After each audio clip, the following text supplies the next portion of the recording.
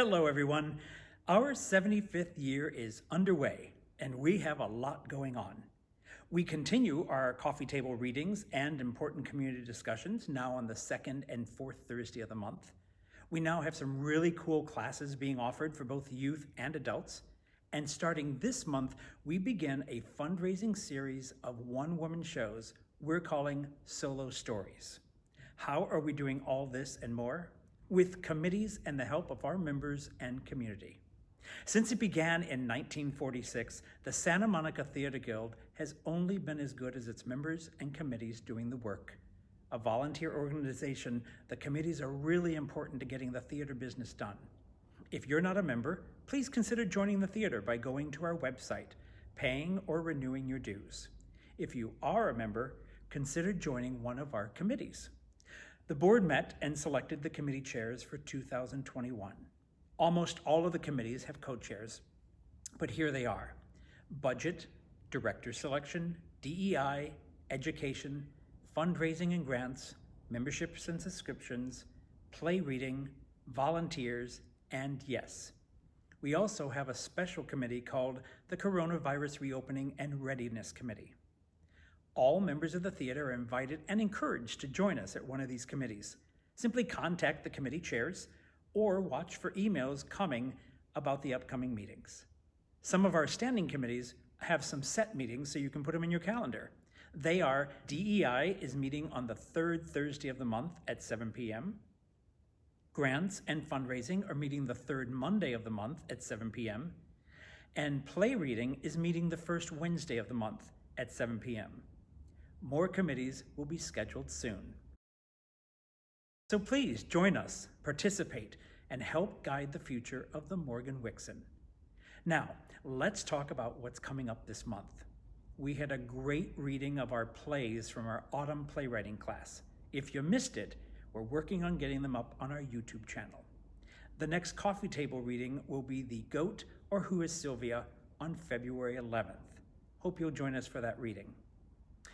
Then just last week, we had an enlightening and thought-provoking community discussion entitled Asian Erasure: How Can You Be Erased When You're Not Seen? It too will be up on a YouTube channel shortly, in case you missed it.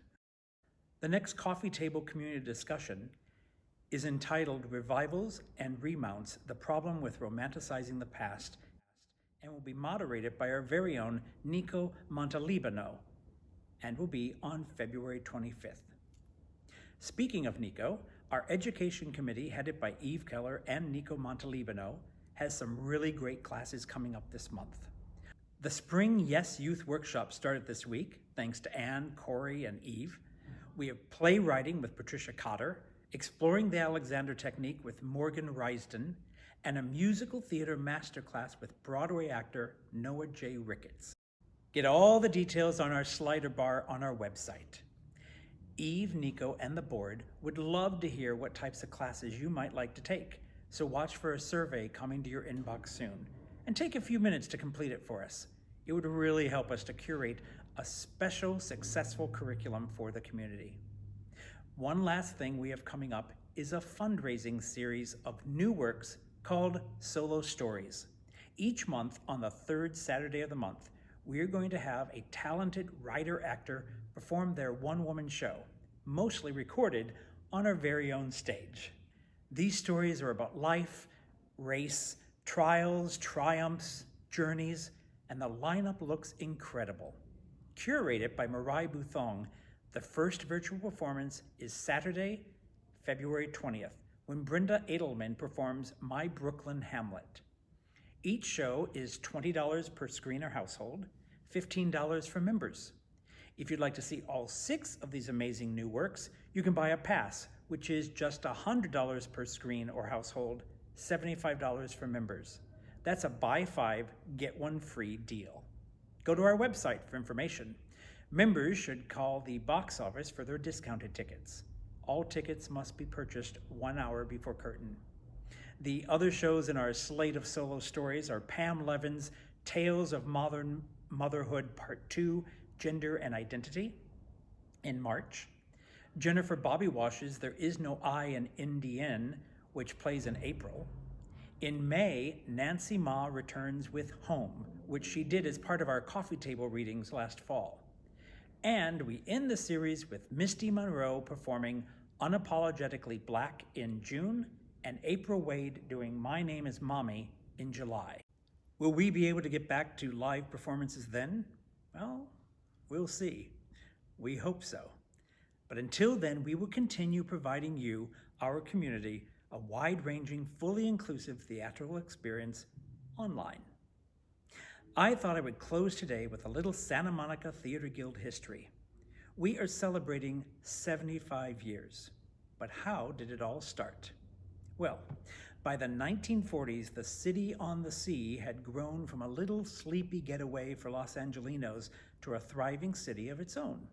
There were small theater groups performing in Santa Monica throughout the 20s, 30s, and 40s, and two of those groups were the Santa Monica Players and the Rand Theater Crafters, which performed in an old storeroom around 1452 2nd Street between Santa Monica Boulevard and Broadway.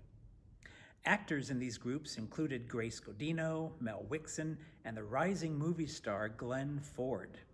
For whatever reason, which has been lost to time, a handful of local actors met in the parlor of a private home in 1946 to draw up plans for a new play-producing group they named the Santa Monica Theater Guild. The group wrote up a set of bylaws, and on March 25th, 1946, they incorporated the Guild as a nonprofit organization and began developing their season.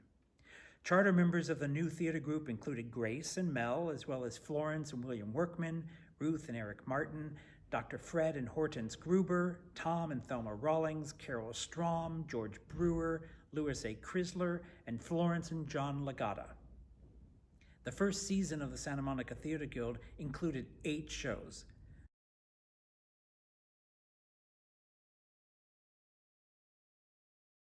Where would this new Santa Monica Theater Guild perform these shows? Well, you're going to have to wait and watch my President's Message next month. Until then, and on behalf of the board, I thank you for your continued patience and support, and please remember to wear your mask, social distance, and follow the guidelines so we can all get back to normal soon. Have a great February.